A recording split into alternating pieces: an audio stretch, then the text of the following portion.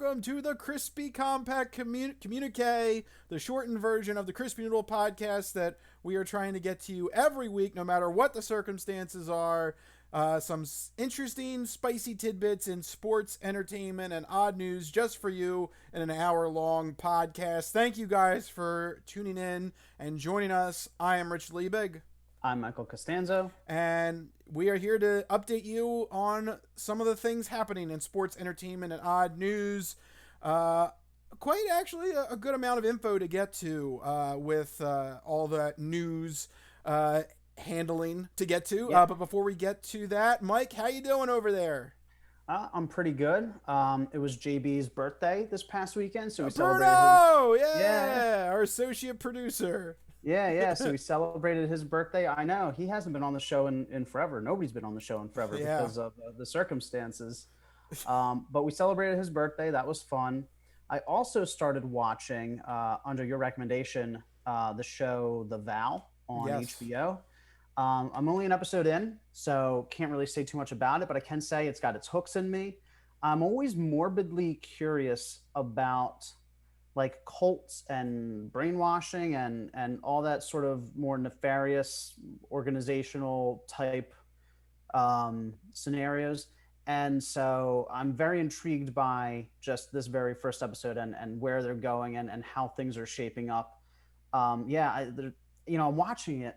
I'm watching it with my dad, and he's sitting there going, man, they're making a lot of sense. And I'm sitting there going, oh, crap, they really are. What's wrong with me? There you go. That's how they rope you in. That's how they rope you in. It is. It's true. And but you know that there's something nefarious, just the way that they talk, the way that they prey on vulnerable people. It's so nefarious. And so I'm interested to see, when the other shoe drops. Because in the first episode, it's like, oh my God, it's life-changing. They're doing all these amazing things, but under the surface, it's all rotted.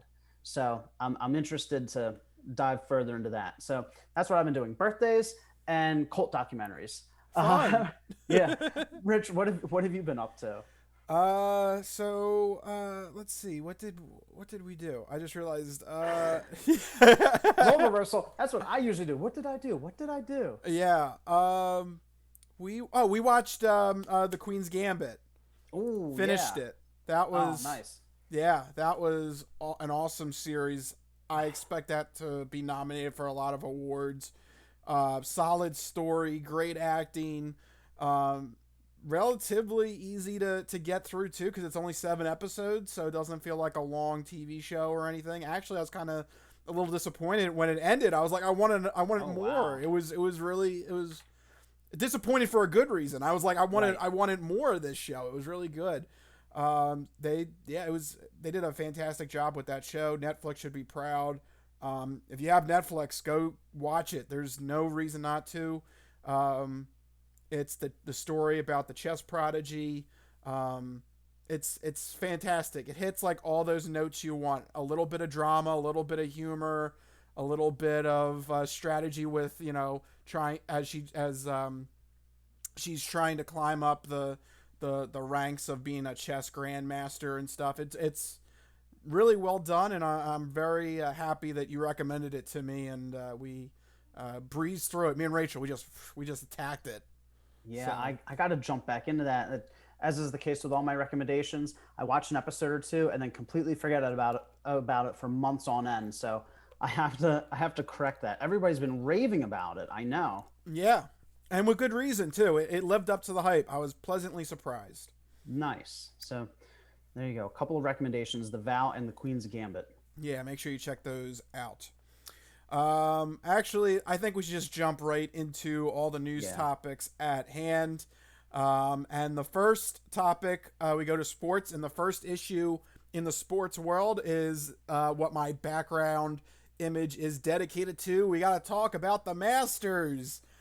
I am so happy that this is happening, considering everything that went wrong in 2020, because COVID literally happened just about a couple weeks before the Masters was supposed to happen. And they pushed it back this far? Yeah, the Masters is usually like the first week of April. Oh, I don't know these things. We've only been talking about golf for like 8 years. Yeah, Mike, I thought you'd catch on by now. No, not at all. Yeah. So, but I'm happy that you're excited for it. I'm surprised they pushed it back this far, but it seems like a sport you can play safely during a pandemic, right? Yeah. They're gonna be full speed ahead with this. The caveat is I'm pretty sure there's gonna be no fans in attendance, so that's another measure of precaution they're taking. And two, I think two players, including Sergio Garcia, actually withdrew from the competition because they had coronavirus positive test results. Ooh. So, hey, even golf isn't immune to the Yeah. coronavirus here in 2020, but it seems that other than those hiccups, it is full systems go at Augusta. For those that don't know, this is literally the Super Bowl of golf. This is like the mecca. This is the one you want to win. Sure, there are 4 majors throughout the year, but the Masters has a special place in everybody's heart. This is where legends are born. This is where you get your Arnold Palmers, your Jack Nicklaus, your Tiger Woods. Tiger Woods last year won it last year. He is the defending champion going into this. It's so weird. I totally forgot about that. That is weird. It seems so long ago that he won that random major, and no, it was just 2019. So yeah, Tiger Woods is actually the defending champion going into this Masters this year. It's going to be interesting to watch. But there's iconic holes that you love to watch from being a golf fan. The par threes are always the most fun to watch. Those are your ultimate risk reward holes. That's the one we saw Jordan Spieth a couple years ago. He tried to play too aggressively and he choked badly and ended up losing the Masters tournament. But then on other hands, there are other golfers that played aggressively and they get rewarded. So it's just one of those just great courses that it has the right amount of risk versus reward, and some players do fantastic on it, like Tiger Woods, and some players they choke at the wrong time. So we'll see how it plays out this year at the Masters 2020. About 6 months later than it should have been, but at least it's happening. So I'm a happy camper. Yeah. Better late than never, right? Yeah, right. So I'm just happy that it is playing. I'll do So, just a, let me ask you this. Yeah. I don't know if you were planning on talking about this, but I'm curious. Following golf, do you see the pandemic influencing the field of play at all? Like, is there a potential here for maybe somebody who's not well known or hasn't been recognized a lot to like sneak up behind people? It doesn't seem like golf would be impacted like some of the other sports where with shortened schedules or modified training, because it's very individual based, right? Yeah. I would say the only difference would be as any player that maybe feeds off of a crowd energy, Okay. they might be a little disappointed because there's going to be no fans at this. But I suspect that it's not going to be too much of a big effect. It's going to be par for the course. Yeah. There you go. Good job, Mike, with the golf pun there. Just to give you an idea of who to expect to win this, a couple of names that I have down from FanDuel.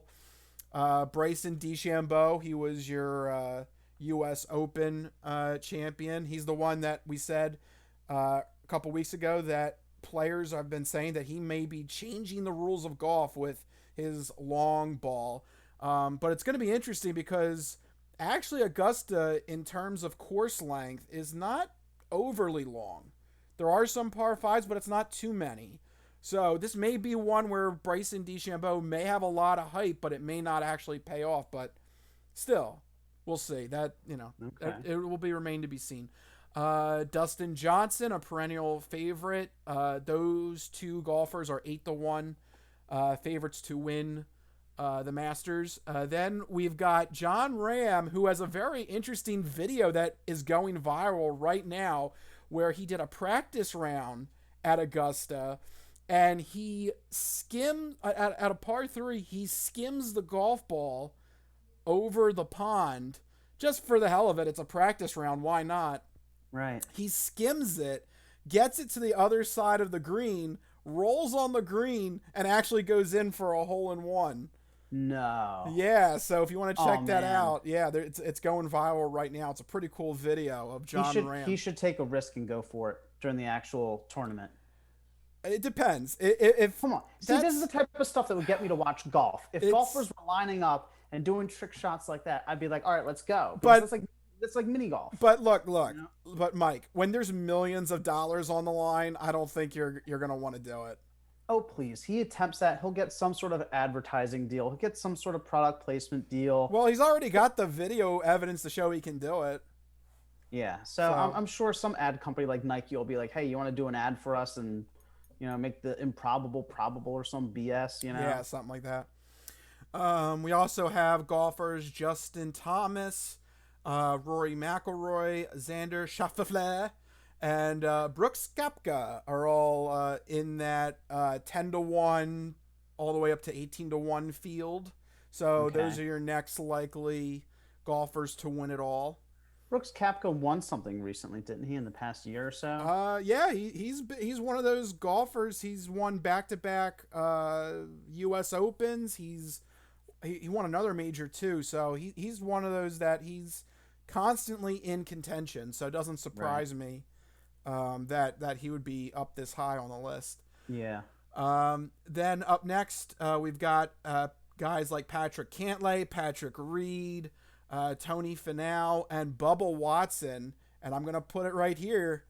I'm hearing things that Bubba Watson might be the one to go with. He's at 30-1 right now. He's a lefty, and he's won it twice before. So Okay. he could be somebody that if you're looking for a good 30-1 payout, throw a couple bucks on there.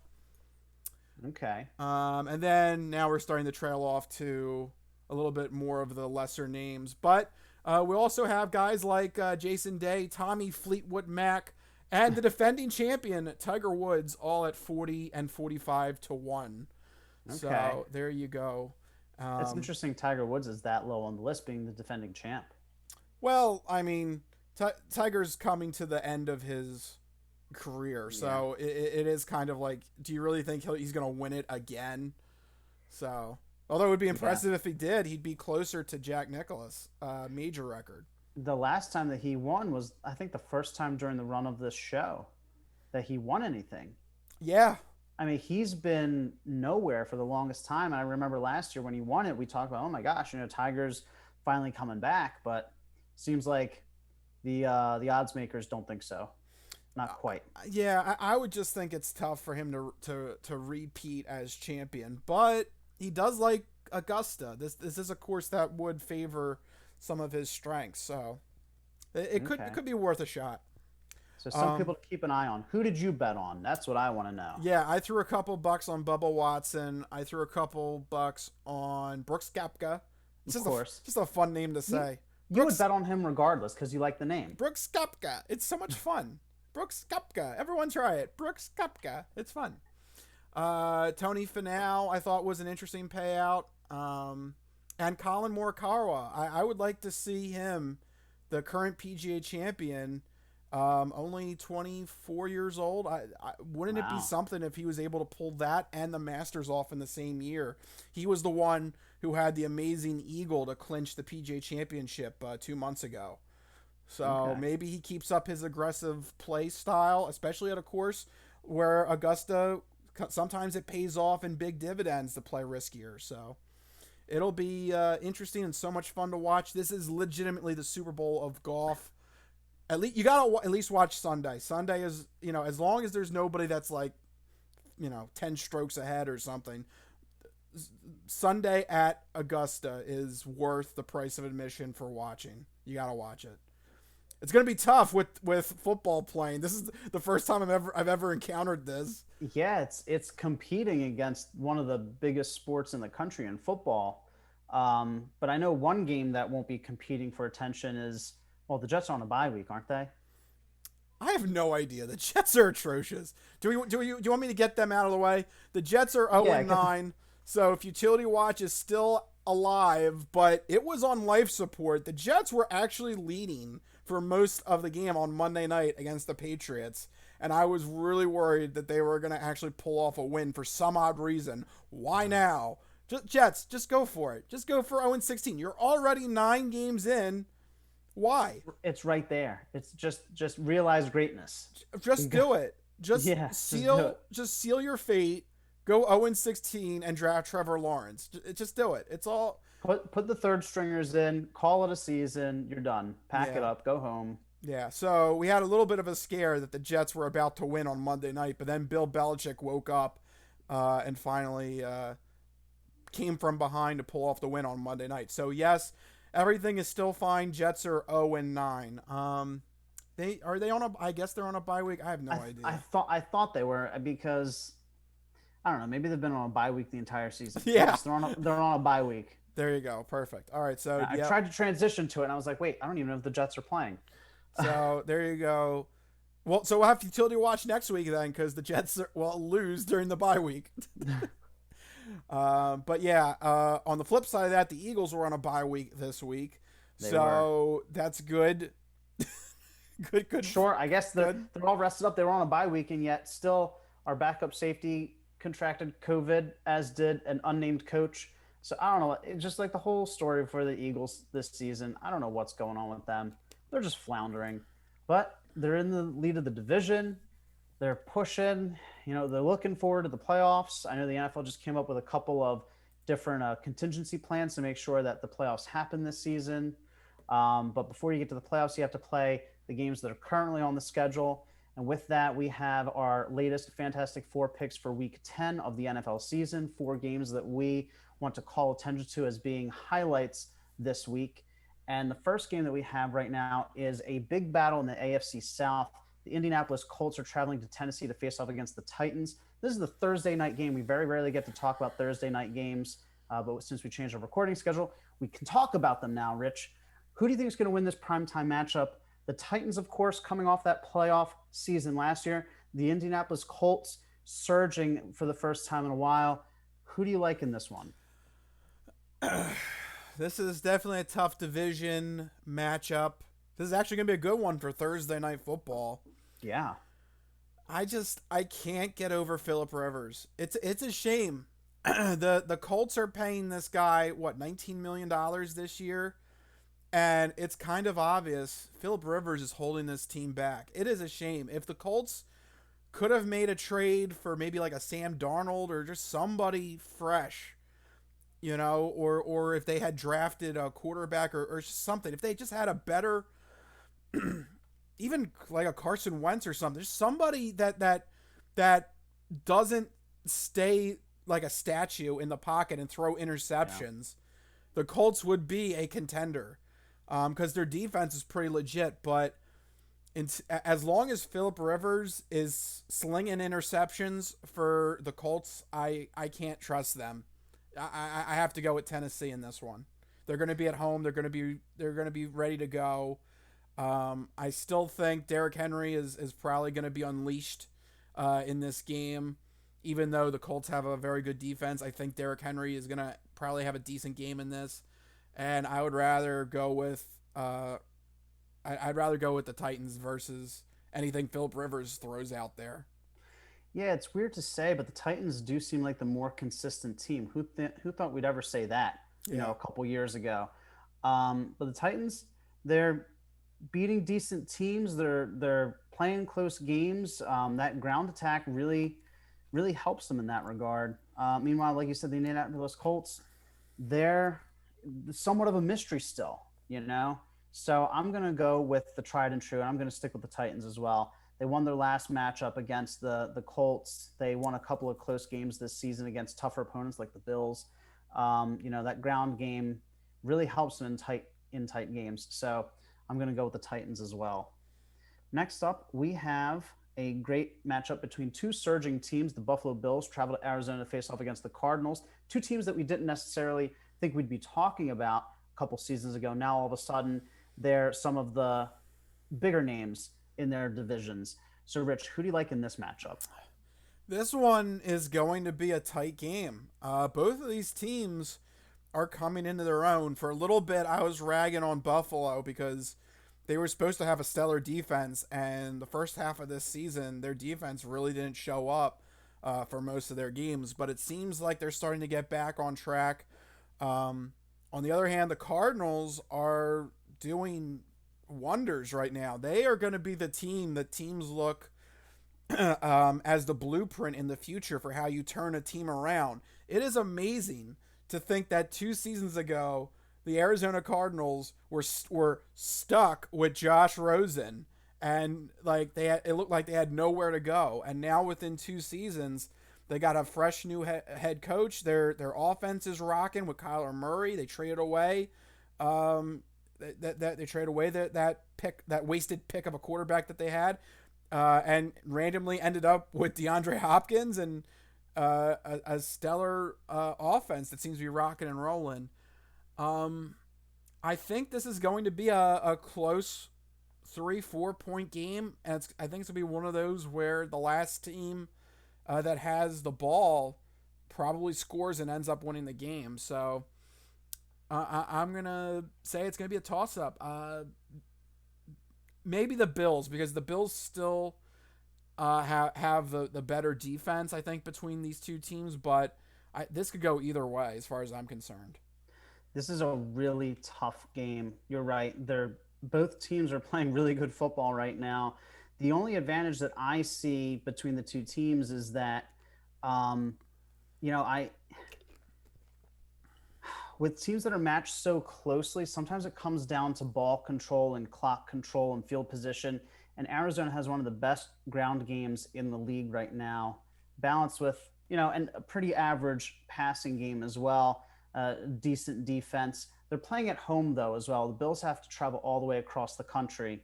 So I'm going to say I give the slight edge to Arizona here, but I wouldn't be surprised if Buffalo goes in there and totally beats them at home. I mean, both looking at the stats, they both have top 5 offenses. I did not think that we'd be talking about the Bills and Arizona as 2 top 5 offenses. So really, this might be an aerial showcase. It might be a shootout. Go figure. Bills and Arizona in a shootout, but it could be.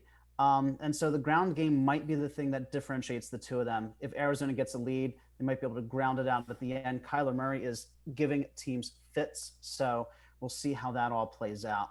But it's going to be a good one. Yep. Another really good one featuring 2 other NFC West teams. The Seattle Seahawks are traveling to LA to face off against the Rams. This is a Sunday 4:30 game. Rich, who do you like in this one? Oh, yeah. This one pains me because Seattle really got exposed.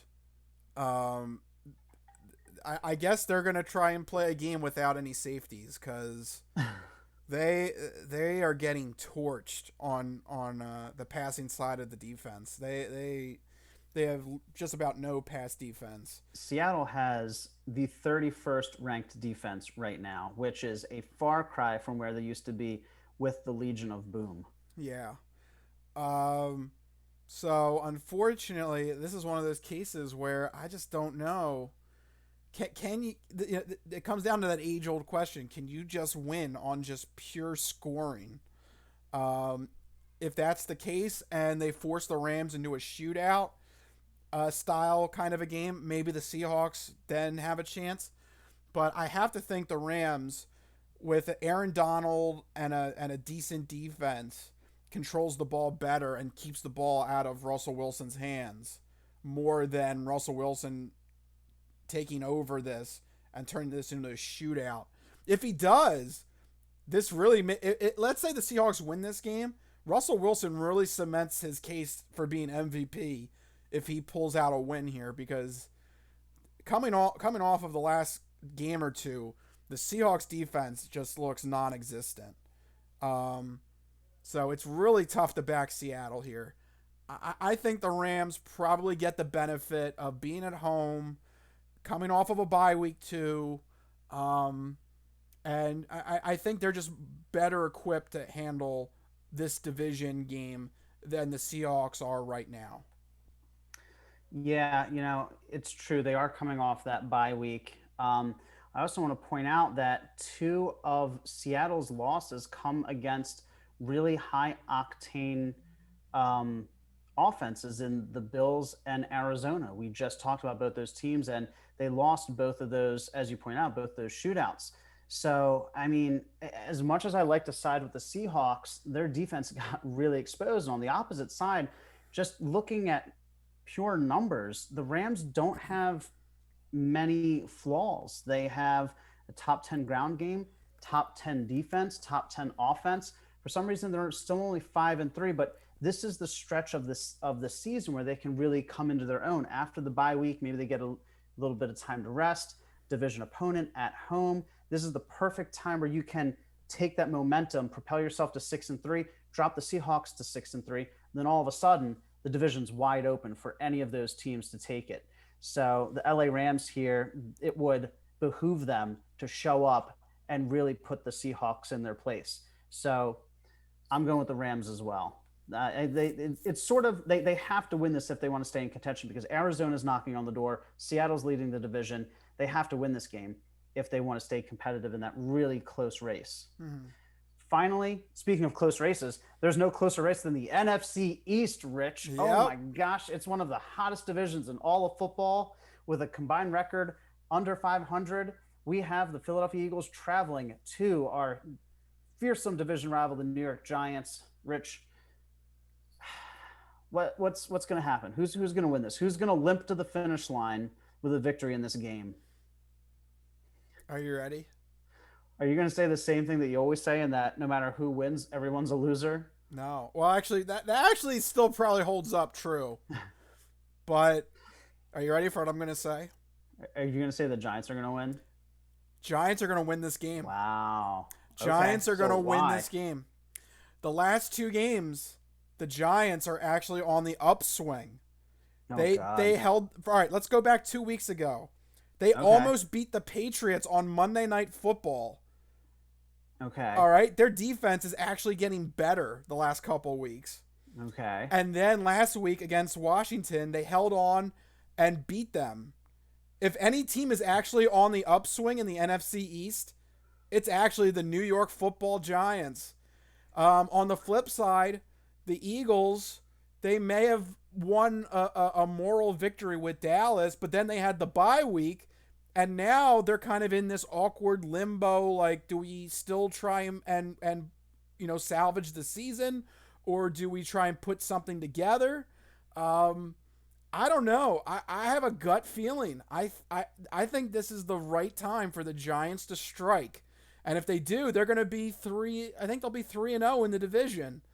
So think about it like that. They would really jump. They could be now the front runners to win this division. I like the Giants. I think the Giants are going to pull this one off. Are you trying some crazy reverse psychology nonsense right now? Because no, right now I tried. Because the Eagles crunched the numbers, and this is what you came up with. I didn't crunch any numbers, but because the Eagles are doing so bad, I've really been able to view their games with an objective lens. And right now, if the Eagles were some other team, I don't know if they were the Bobcats, I don't know. If you took them without the Eagles, I would say the same thing. Right now, the Giants are on the right momentum swing. Okay. They've played the last two games very well. Their defense is actually coming into fruition. Really, they're only, and actually for them losing Saquon Barkley, their running game has actually been pretty decent. I mean, not anything to write home about, but they lost Saquon Barkley and they're still chugging along. They're on the right side of improving as the season goes on. They might be, in a weird way, hitting their stride, if there is a stride to hit in this division. Look, one of these teams has to win this division. I do want to point out, though, that your two big pieces of evidence were they almost beat the 3-5 Patriots, who also almost lost to the Jets, and that they did beat the Washington placeholders. Now, I'm not saying, yes, it's tough to beat them because obviously we couldn't the first week of the season. But I will say this, the Eagles are healthier than they were then. And the Eagles actually have a decent defense. The pass defense has been decent with the addition of Darius Slay, and that front four is still causing havoc for quarterbacks. We've had great success against the Giants under Doug Peterson, and miracles happen in the Meadowlands.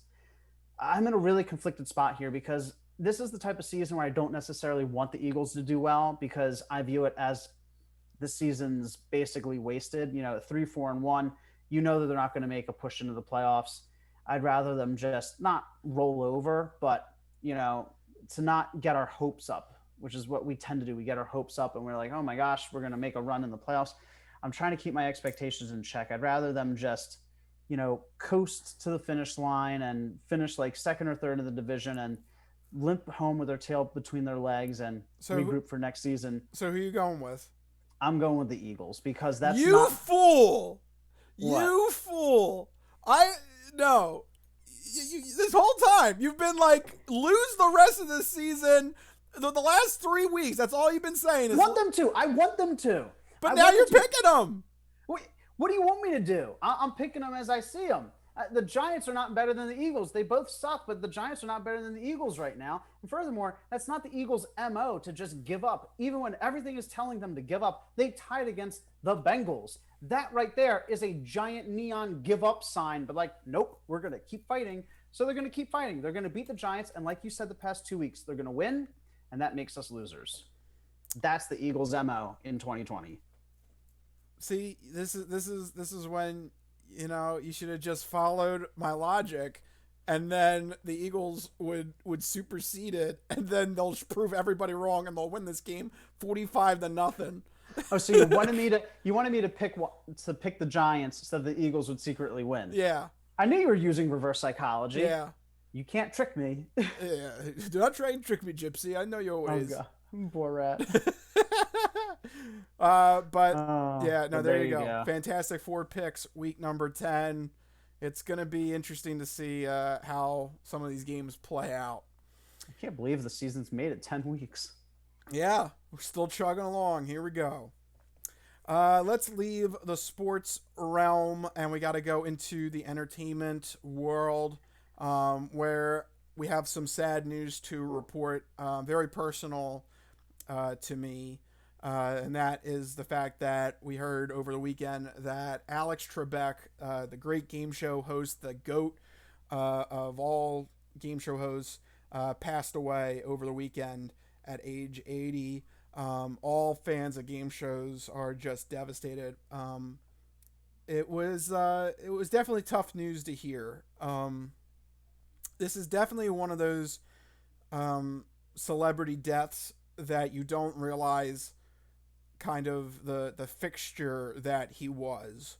For most people who are game show fanatics, this is somebody that you almost relied on because he was there for every episode of Jeopardy for the last, however long it was, 25, 30 years, whatever it's been.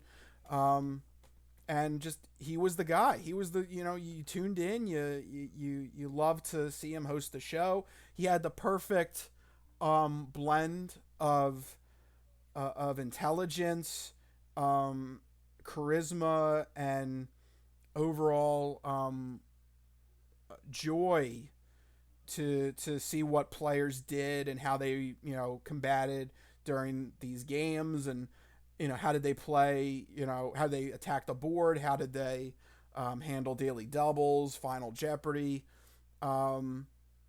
He had that right combo where you knew he wasn't partial to anybody, but at the same time he wanted everybody to have a good time and win.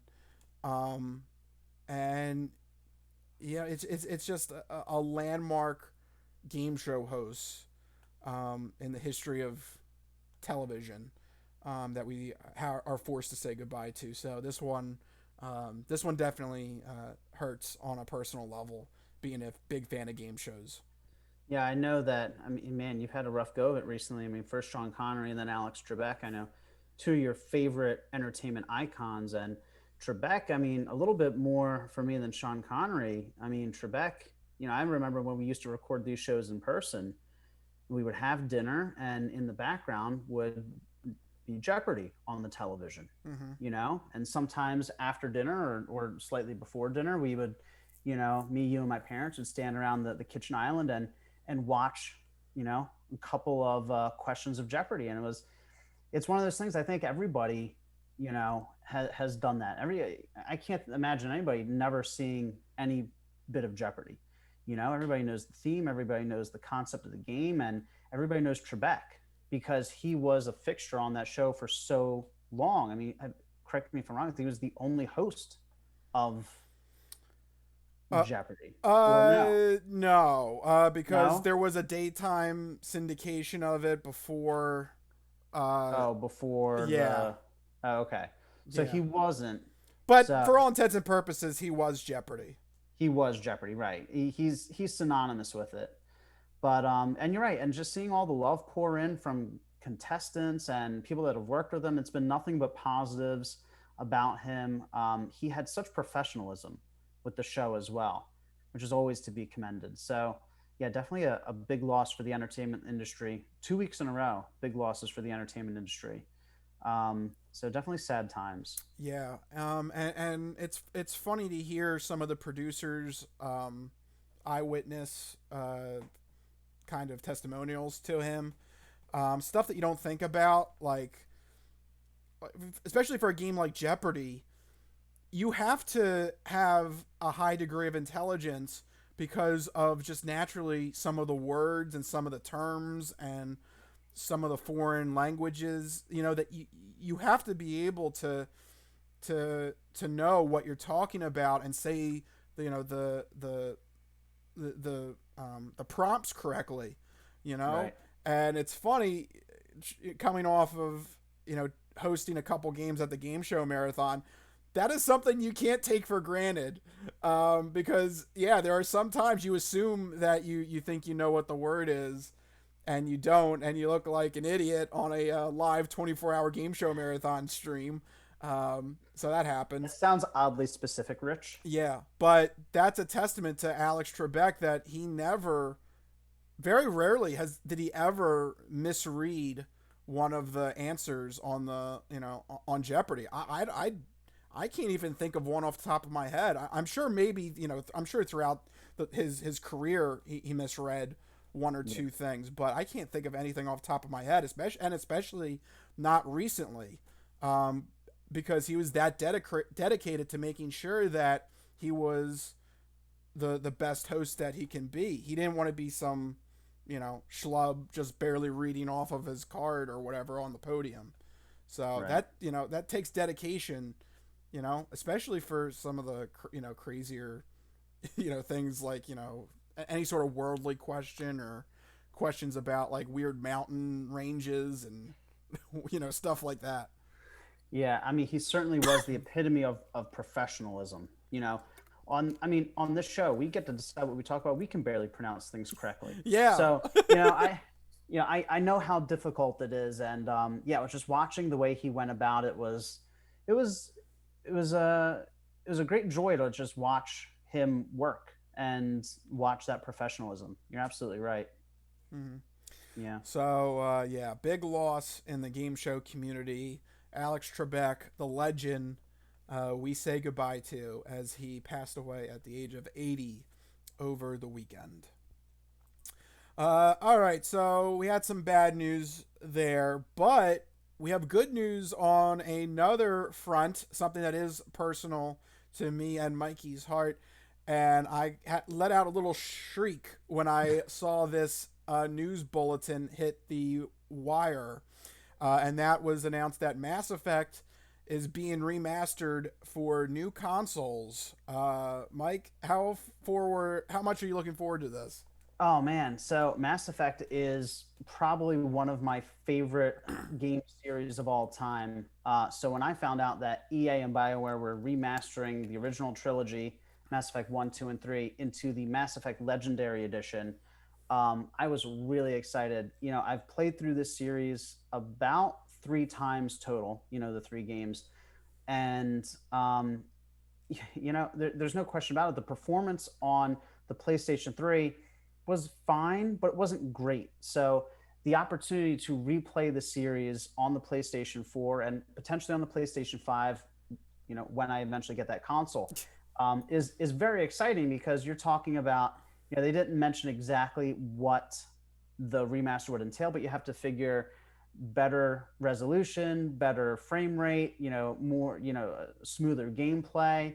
So, and just to be able to relive those stories again on the latest iteration of consoles is exciting. I think about, some of the benefits of the new consoles that we didn't have in the PlayStation 3 era, like being able to use the share button on the PlayStation to take screenshots of your favorite moments or take videos of your favorite moments. Like, think about all those, different choices that we make. We always talk about, well, what did you do in this moment? Oh, I did this. What did you do? And, now you can, that's one of my favorite things on the PlayStation 4 is use the share button to take a short video of some crazy moment that happened. So Mass Effect is a game that lends itself to something like that. So very excited to hear that they're doing this remaster. Even more exciting for me is a little tidbit buried in the blog post. I don't know if you picked up on. They mentioned that a veteran team is working on the next chapter of Mass Effect, and nobody's really talking about that. But I'm really excited. It seems like enough time has passed from Andromeda, because let's face it, Andromeda was the weakest link of the Mass Effect series. You are the weakest link. Goodbye. Yeah, exactly. And it's interesting, they completely jettisoned it from the Legendary Edition. They're like, this is just Mass Effect 1 through 3. No Andromeda. Shepard only. So it's interesting. So coupling the fact that they basically didn't support Andromeda at all, that they announced a remaster for the first 3 games, and in that same blog post they mentioned the next chapter on the eve of a new console generation. Do you think that they're just going to, much like BioShock 2, remove it from the canon and just pick up in the PlayStation 5 era with, maybe a sequel or a prequel of the original trilogy? It seems like they're trying to bring the original trilogy back to the forefront, bring it back into players' minds, so that in 2022, 2023, maybe we see a new game in that mainline series. What do you think? They could. Honestly, the reason why I think it's getting buried is because nobody trusts EA anymore. So Well, yes. the fact that the the zinger was supposed to be like, oh, a team is working on a possible new frontier of Mass Effect. I mean, it's met with harsh cynicism, and it should be after the debacle of Andromeda and the failure to capitalize on it. That's true. So I think it's one of those. There's no trust built up in the bank, to see where this goes yet. So until we actually see something more concrete, I don't think it'll catch on. But still, I took it as a good sign that, oh, you know what, maybe Mass Effect can come back. Maybe Mass Effect is not dead, and that makes me happy. Yeah. So are you going to be replaying the trilogy on PlayStation 4 and or PlayStation 5? I don't know. Spring 2021. No, you don't know? Maybe. I don't know. It depends on what other games are out that I haven't played, or if there's nothing, or let's say I still stick to PlayStation 4. All right, maybe I'll do it. Just ebb and flow. Actually, speaking of this transition, did you hear that if you have a PlayStation 5 and a PlayStation 4, that you, according to the one blog on PlayStation USA, you'll be able to use remote play on the PlayStation 4 to play your PlayStation 5 game. Yeah, I did see that. So isn't that weird? You can you can play the one console through the other console. Yeah. So guess what? You may not want to sell your PlayStation 4.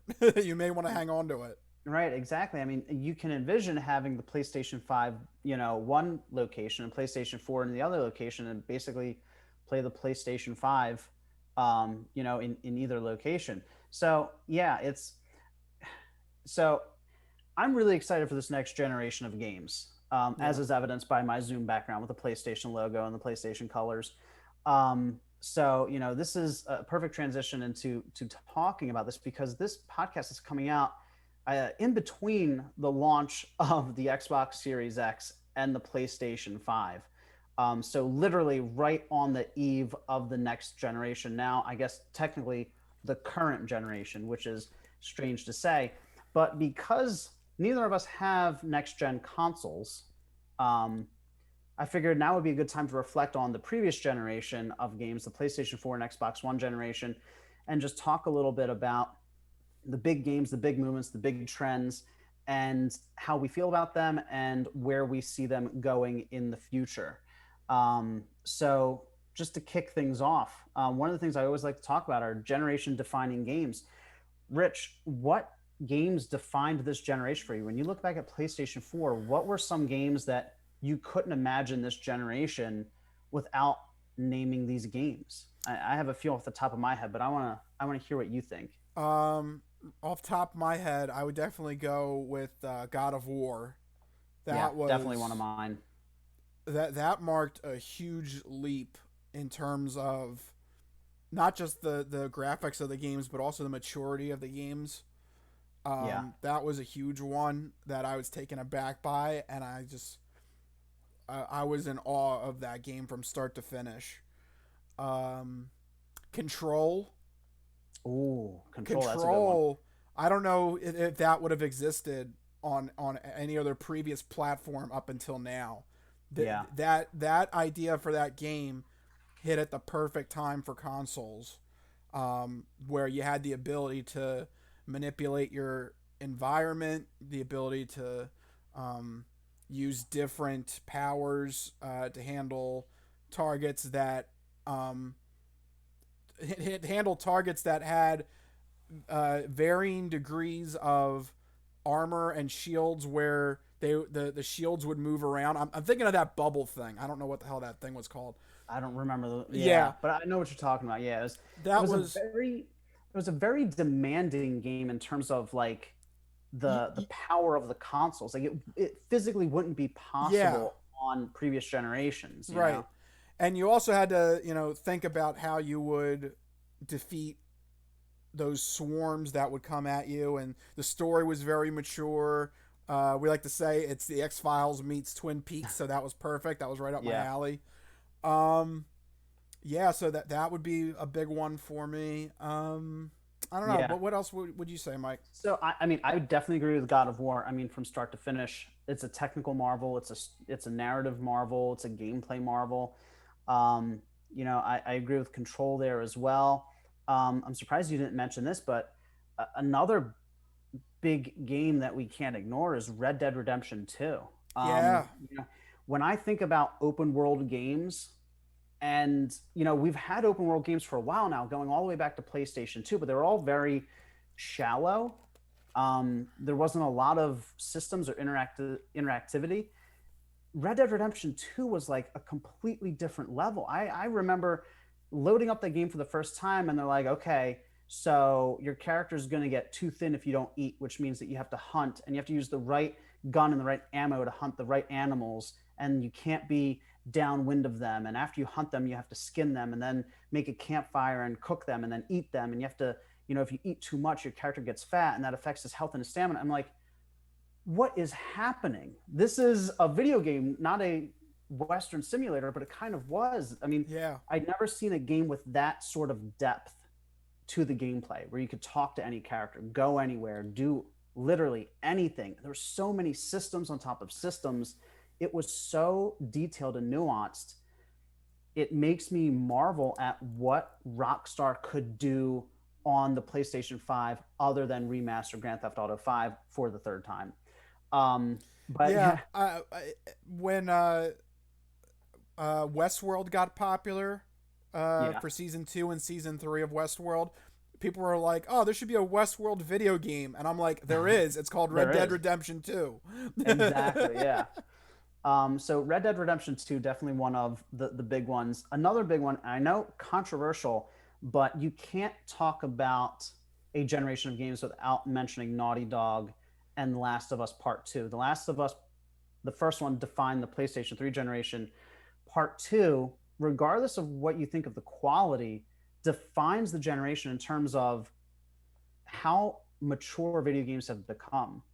You know, we've grown up with video games. We grew up in the Mario and Sonic generation where you run from left to right and you bop guys on the head and you get to the end of the level, whether it's a ring or a flagpole.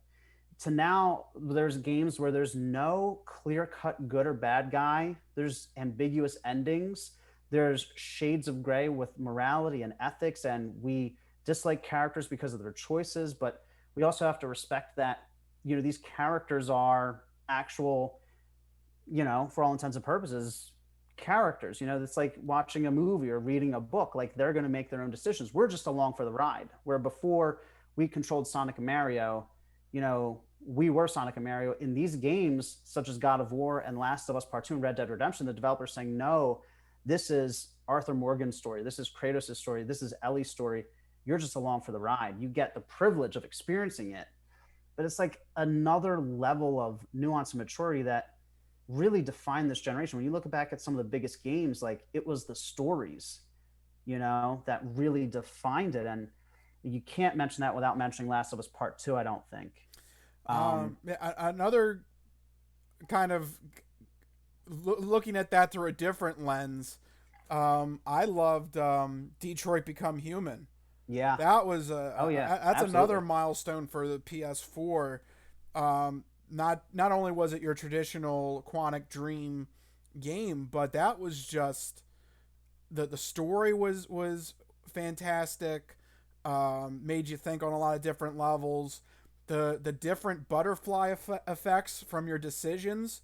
I mean, literally, you could lose a whole third of the game, and I did because I did something stupid. Like, yeah, you killed the one person, didn't you? It happens. It happens, right? Yeah. It happens. That's what you're supposed to do. You're supposed to play the game without any sort of spoiling or anything like that. Go in blind and see what your ending was. You know, that's what happens. Yeah. And to touch on that again, the depth of the narrative there. I mean, some really heavy, heady topics in that game, and that's something that we saw a lot more this generation. Another one that popped into my head is actually Game Informer has a great article out about the games of a generation, and as I'm scrolling through this article, I saw Hellblade's Senua's Sacrifice, and I'm like, oh wow, I'd completely forgotten about that. But this touches on two concepts of this generation. One, the idea of independent studios making fantastic games and indies continuing to gain prominence in the market. And then also, again, touching on that narrative aspect. I mean, it's a game that deals with paranoid schizophrenia and makes you feel that through the use of the novel way they use 3D audio. So it's like experiences that literally wouldn't be possible on previous generations and are only possible now because games have reached a maturity with which they can tackle them. I forgot about that. That was a good game. Wasn't it? That was like Senua's Sacrifice, yeah. It's not an easy game in terms of gameplay or subject matter. And you know, that's what I think part of what defines this generation, those types of games. Yeah.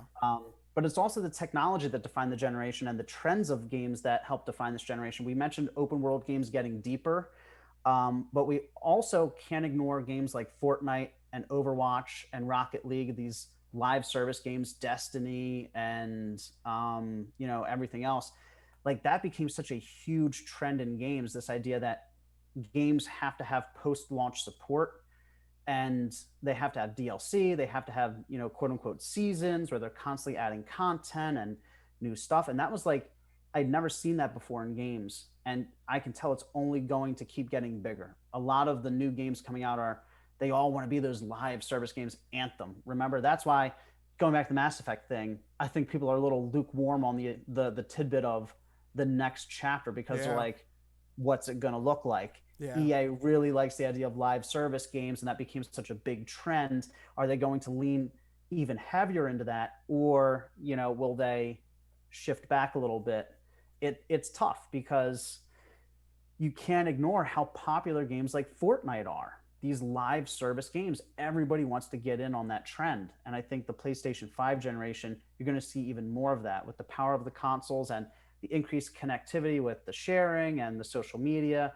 It's like really a perfect breeding ground for something like that. What do you think? What other trends have you noticed? from Yeah, this I generation. like the way you phrase that games are now expected to have some sort of post release They have to, support. right? Yeah, the traditional model of just releasing a game and it's over, that doesn't apply anymore. Now there needs to be some sort of downloadable content or follow up or patches or something like that.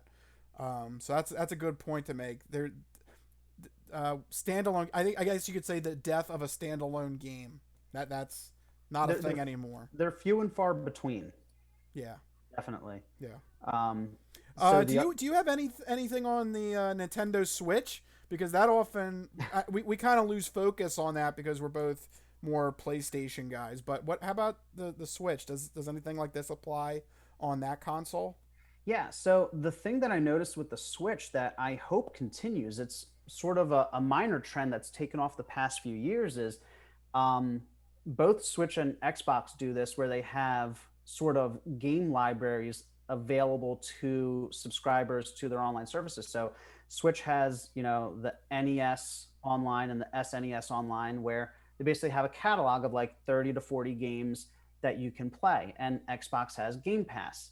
Sony has PlayStation Now. And this is slowly starting to pick up speed here with this concept of streaming games, this concept of the Netflix of games. And I think as the consoles get faster and the hardware gets better, that maybe this will continue. So Switch is doing a good job with bringing those legacy titles forward. The other thing that I really appreciated about the Switch that you see a little bit more of, later in the generation was co-op games and local multiplayer. So Switch and independent developers, you saw a lot of great small games that you could play together with friends and family on the same screen. And my girlfriend and I have been playing a lot of games like Overcooked and Pikmin 3 and little puzzle platformers, all these little tiny indie games that all of a sudden, because they're coming from smaller studios, they're catering to, I guess, smaller audiences. They don't have to worry about implementing online multiplayer. They can just include two-player co-op, and so that was something. It's not really a new trend, but more of like an old trend coming back a little bit. I hope we continue to see that. I hope the increased power of the new consoles allow developers to implement local multiplayer again, split screen multiplayer, just because they're so much more powerful than the old consoles. You know, Yeah, I would like to see more local multiplayer games as well.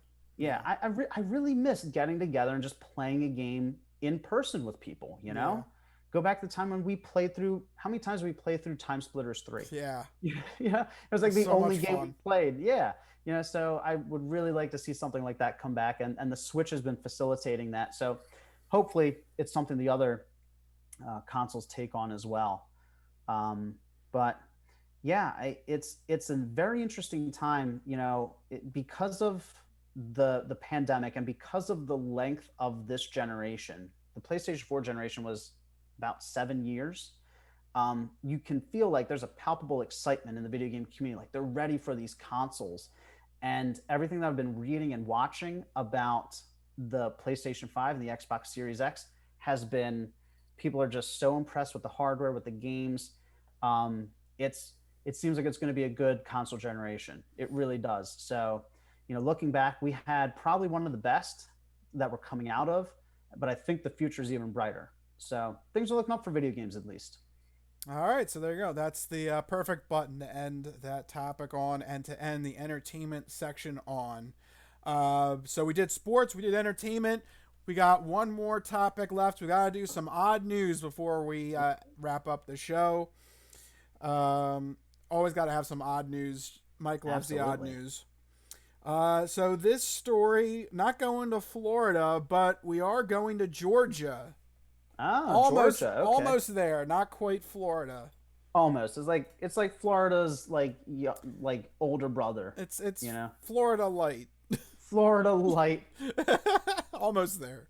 Almost there. Okay. So what's going down in Georgia? That's the peach state, right? Yeah, some They're like Georgia peaches. that's sure. Yeah. Yeah, all peaches. Don't forget to use that as a curse. That is perfectly applicable as a curse. Is that what they say in Georgia, Rich? Oh, peaches. Okay. That's all you got. If you don't want to say, one of the big heavy hitting curse words, you can All say that. peaches. Oh, peaches. Okay. Don't So forget. now wait, correct me if I'm wrong. You've been to Georgia, right? Or you went Yeah, to I South was in Carolina? Savannah. You were in Savannah. Okay, that's what I thought. Yeah. So How that's how is Georgia? hot. Like the weather reporter from Family Guy. It's hot. It's hot. All right. Yeah. No, Savannah was actually pretty fun. Beautiful town, actually. Yeah. Yeah. They had, God, I forget the names of everything, but they had like a really cool Central Park kind of a thing in their downtown area. That was really cool. Okay. They have River Street. That was really cool because that was like kind of like a boardwalk, but for people down Oh. south because it Okay. lines up on a river, and that's Okay. where That's pretty cool. you had like a lot of shopping there, a lot of restaurants, stuff like that. Fun fact, that got flooded like 2 days after we flew back home, so it was good timing that we left. Wow. You got out right in time. Yeah. Yeah. God, that was 2 years ago already. Wow. 3 years ago. No, that was it was either 17 or 18. I Now, forget now. is that 3 regular years or 3 2020 years?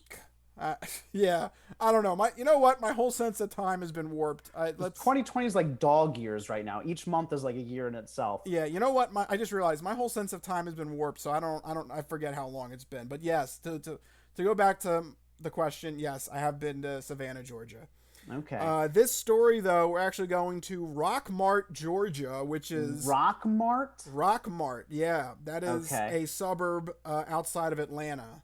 Okay, this sounds like fun. Oh my Rockmart, God. Atlanta. It's literally spelled, Rockmart, Georgia, outside of Atlanta. That's what I meant to it's say. literally spelled Rockmart, like Yes. the Walmart of rocks. Yeah. I like it. Everything that rocks in Rockmart. Okay. Okay, so what happened in Rockmart, Georgia? All right. Well, this combines two of our favorite things. Okay. For me personally, Chick-Fil-A. So that's good. And for Mike, ridiculous excuses. Okay. I mean, this is the perfect odd news story then. I mean, you got Chick-fil-A, you got weird excuses. Let's hear what we got. Yep. In a harebrained and ultimately unsuccessful attempt to score free food, a Georgia woman said that she was an FBI agent and she demanded that she should get free food from Chick-fil-A. So okay, so she just walks and she's like, "I'm with the FBI. I need your food. I need to commandeer this food right now." Yes. I don't think it works that way. This is very important. So when you join the FBI, do they give you, in addition to your badge, a Coupon book? Like, a coupon book? Like you got a card and you just like slide across the counter and it just says, "Give this person." Okay, wait, Chick-fil-A. Here it is, right here. You're like, see. Chick-fil-A right here. This entitles me to all the free food. Give me all the food you have. Thank you very much. Do you remember back in, I guess, grade school, some grade schools would sell those coupon books as like a fundraiser? You'd spend like $20 and you got like hundreds of dollars of savings. Yeah, it was a fundraiser for whatever your local student group was. Yeah, that was. They don't have those coupon books, or maybe I just don't know any grade schoolers. I think it's a real problem. It might be both. It might be both. All right, so the FBI gives you the coupon book. She took it to Chick-fil-A, but they weren't accepting the FBI coupons. They were expired. Maybe. Late Thursday morning, police received a suspicious persons call from the Chick-fil-A. A 911 caller reported that the suspect, who sat in a white van, I guess that fits, unmarked white van. Yeah, I mean, if you're going to be a criminal, you have to get an unmarked white van. It's like the FBI agent. I'm doing a stakeout. Oh, that's right. I'm doing a stakeout. I'm hungry. I need food. This is a stakeout. I forgot she's in the FBI, of course. Yes. Yeah. All right. Okay. So she's in a nice unmarked white van. That's interesting. You ever think about that? Unmarked white vans are really only used by criminals and the FBI. Yeah. So far she's fitting the profile. She is, yeah. Okay. So she's getting food for the stakeout. Yeah. She identified herself as a federal agent to try and get free food. When cops arrived at the Chick-fil-A, it was lunchtime. So I'm glad the police noted that. Very important. She did this during the lunch hour. Oh my gosh, not during the lunch rush. This is when Chick-fil-A needs to operate at peak optimum capacity. Right, they're at their busiest, and here's this lady from the FBI demanding free chicken. Yeah, not good. Not good at all. So that's when they approached the driver. That's when the cops asked who she was. She said that I'm a federal agent. Okay. Aha. Aha. When the cops asked to see her credentials, she said, "Oh, we don't carry those anymore. Those are electronic." What? We don't carry credentials anymore. It's all online. You have to Google. Just Google me. Yeah, I'll show up. You have to Google FBI. You have to follow FBI on Facebook and on Twitter, and then you coordinate between the social media accounts, and then you'll see I'm listed under one of the admins. Like that's how it works. It's very simple. Much more efficient than a badge. Yeah. She refused to exit until the officer then displayed a taser and said that it would be deployed if she didn't get out of the Dodge. So, yikes. Wow. Yeah, Chick-fil-A is serious business in Georgia. Yeah, wow, I know. Jeez, they're going to tase her over some Chick-fil-A. Yeah, all right. No, Chick-fil-A is sacred. We can't have you falsifying your accounts to try and get free Chick-fil-A, miss. I mean, they do have good waffle fries, so yes, you are correct. They are sacred. So, she continued as she exited the vehicle, her charade. She then began to grab her shirt and talk into a fake microphone, according to the police report. Lady, no. That's so... She's dedicated. I gotta give her that. You know what? A for effort, really. I mean, that's pretending you have like a little, lavalier mic. Yep. They're taking me in. Help. Code blue. Help. And nobody shows up. Yeah. She's like, "Where's my backup? Need backup now." You're just shouting into your shirt, ma'am. I know those cops must have been like, "Oh my God, what's that?" They're just like, I want to know. They should have like played along. See, I would have tried to play along. I wouldn't have been able to resist. That would have been so much fun. Like you gotta see where she goes with this. How far she's willing to take it. Yeah. Let's go further. What's your stakeout? What's your mission? Yeah, exactly. Because then the cops could have been like, "Oh, we can lend local support if you let us know what this sting operation is. We'll get some cars." Then all of a sudden you call in extra cars, and then she's like, "Uh-oh." It's like when you're a kid and you're faking sick, and they're like, and your parents are like, "Let's go to the doctor," and you're like, wait, no. I'm not that sick, yeah. Because all of a sudden she's like, "I'm in the FBI, but I'm not that in the FBI." I'm suddenly feeling better. Yeah, I'm saying exactly. I'm suddenly feeling like I'm not part of the FBI. Yeah. Yeah, they should have called her bluff. Well, unfortunately, the cops didn't believe this for one bit, and they put the handcuffs on her. That's when they arrested a federal agent. Oh my God. That's when they took out her wallet, and they found out she was 47-year-old Kimberly Ragsdale. So no, not a federal agent. Okay. No federal credentials were found on her. Nope. Well, those are online, remember? Yeah, that's right. They wouldn't have found them. See, that's a rock solid, foolproof alibi or excuse. I have a really pixelated mugshot, so I don't know if this is going to show up in the recording, but there she is. Oh yeah, there she is. She's golfing in the Masters this weekend. She's going to demand free food at the Masters. Look, I mean, no offense to this lady, but if she rolled up and was like, "I'm in the FBI," just from that picture, I'm thinking, no, you're not. I need my free hot dog. Come on. Hot dog? Augusta. Oh, at the Masters. I was like, hot dog? They don't sell those at Chick-fil-A. Augusta, give me my free hot dog. I need it now. So there she is at Augusta.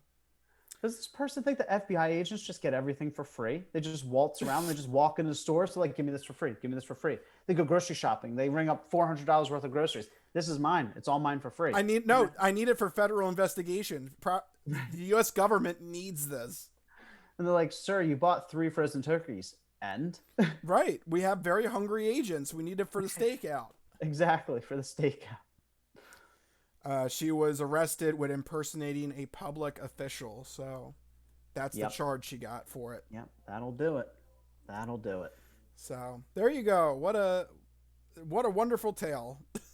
The lengths people will go to for Chick-Fil-A. It is good. I gotta admit, I love Chick-fil-A. I really do. Their chicken, their waffle fries are some of the best. I think I like their fries the best. It's pretty good. Of all the fast food fries, you know? That's pretty good. The Chick-fil-A sauce is banging. Yeah. Oh. Why are you not open on Sundays? Damn religion. I want Damn religion. I want my Chick-fil-A. Spoiled American. You just damned all religion because of Chick-fil-A. You're like, damn religion. Yeah. The concept of religion, not a particular religion. Yes. But the concept of religion. Yeah. Because you couldn't get Chick-fil-A once. It's all religion's fault. Yeah. Okay. That's what I'm going with. Good to know. I don't think you can get free Chick-fil-A just because you're an FBI agent. Get the hell out of here. Save some for the rest of us. Right. So there you go. That's the odd news for this week. All right. Before we officially wrap up this episode, let's go over apocalypse activities. Mike, what do you want to tell people to watch this weekend? Well, the apocalypse activity I have for people is try and get yourself a new console. Both the consoles are coming out, and like I said, the reviews are all stellar for both the consoles and the launch games, so you can't really go wrong. I know for my part, I'm going to be trying to see if I can hunt down one. I saved up a bunch of Best Buy gift cards for this very purpose, so I don't have much hope, judging by how poorly they handled the pre-orders. But I'm going to try and get one, at some point in the next month or so to, right before the holiday season, see if I can get in on the next generation of games. So if you're an Xbox fan or a PlayStation fan, both the consoles are out right now. Definitely, according to all accounts, they're going to be amazing. So, feel comfortable in buying the console of your choice. Everything I've read and watched has been very, very positive so far. So there you go. That's what I got for you. What about you, Rich? What are you recommending? What are you looking forward to? Masters. Watch the Masters all this weekend. Look, this almost didn't happen this year with COVID-19. So if you're one of those naysayers that golf isn't a sport, just be quiet. Just let us have our weekend. If you are a fan of golf, tune in. It's the Super Bowl of golf. Watch the majesty that is Augusta. This is the one to watch. There's nothing like the weekend of the Masters, and especially on Sunday. There's nothing like Sunday at the Masters. Definitely tune in for that. But for right now, we're coming to the end of our show. It has been a very fun hour going over sports, entertainment, and odd news with you, but it is time for us to start to wrap this up. If you like what you heard, make sure you go to our website, thecrispynoodle.com. Make sure you're following us on all the social media platforms, Facebook, Twitter, Instagram, the whole shebang. See what we're up to. Yeah, you can also subscribe to our channel on YouTube, where you can find the video of this podcast. But you can also subscribe to the audio format of the podcast by finding us on iTunes, Spotify, Google Podcasts, and Stitcher. So make sure you search for, download, and subscribe to the Crispy Noodle Podcast on the podcast service of your choice. That's right. We also have a SoundCloud page where we have the mini noodles, the best bits of the show, shrunk down to a quick promo clip that you can easily listen to with friends and family and enjoy the craziness that is the Crispy Noodle Podcast. That's right. So many ways to get in touch with and share the Crispy Noodle Podcast. If you want to get in touch with us individually to share your sports, entertainment, or odd news stories, you can find us both on Twitter. I'm at Mikey Costanzo, MikeyCostanzo. And I am at Rich Liebig, RichLiebig. Find us on the Twitters. Let us know what's happening. And if you have something you want us to talk about on next week's episode, shoot it our way, and we'll take it under advisement. But for right now, we got to wrap this up. This has been the Crispy Compact Communiqué, the shortened version of the Crispy Noodle Podcast. Let us be the Crispy Noodle in your vegetarian salad of life and boring news. Mike, you got anything else to add? No, nothing on my end, everybody. I hope you have a good rest of the week. Yep, that'll do it. We'll see you guys next week. See you guys. Later. Bye-bye.